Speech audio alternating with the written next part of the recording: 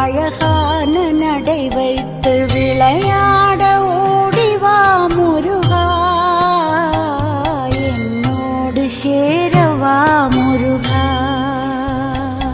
உன்னோடு சாய்ந்தாட உடலிங்கு தள்ளாட உயிர் மெல்ல